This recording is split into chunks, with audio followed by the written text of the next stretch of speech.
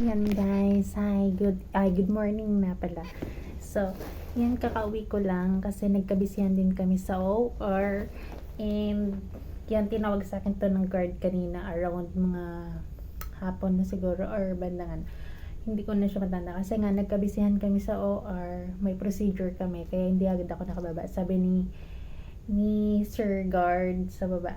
Sabi niya kanina pa daw yun doon. Actually, di siguro kami matawagan kasi nga busy kami. And then, ito na. Tcharin! May pa-flowers na naman siya. So, hindi ko alam na bibigyan na naman niya ako. Tapos yun, kaya pala tanong siya sa akin kung ano yung gusto kong chocolate. Bibigyan niya pala ako nito. So, papadeliverihan nga ako ng Toblerone ng Kisses. So, ito yung request ko. And ang nakasulat sa kanya, I hope these flowers and chocolates bring a smile to your face and help ease your stress. So, nakatulog naman siya talaga actually. And thank you. You mean so much to me and I want you to know that I'm always here to support you. So, my love, Emmy daw. I love you daw. Ayun. So, thank you. You bring smile talaga. Ay, sorry. Hindi po pala. Ganun po talaga. So, thank you.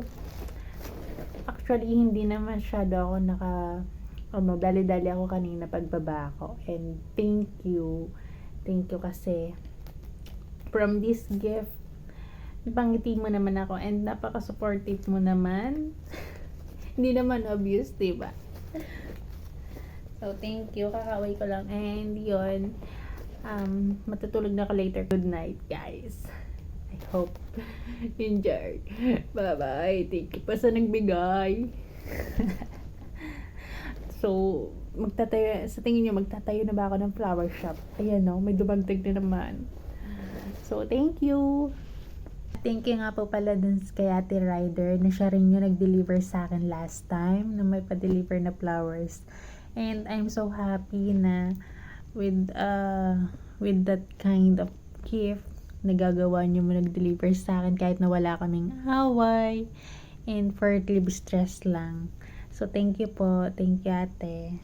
Pasensya na po pala kayo guys kasi ngayon lang ako nakapag-vlog ulit sa busy schedule ko. So this is a quick vlog lang just to express my emotions. Ayun, so quick vlog lang talaga. Hindi ko magawa na makapag-edit, hindi ko rin magawa na makapag-video kasi nga puyat ako. At the same time, hectic yung schedule ko. Kumbaga, kailangan ko lang ipahinga. And then yun, hindi ko na siya talaga magawa. Kaya ngayon, ito na. Life update tayo for today's video. And good night. Ay, good morning na pala. So tomorrow may pasok na uli ako. Bye-bye!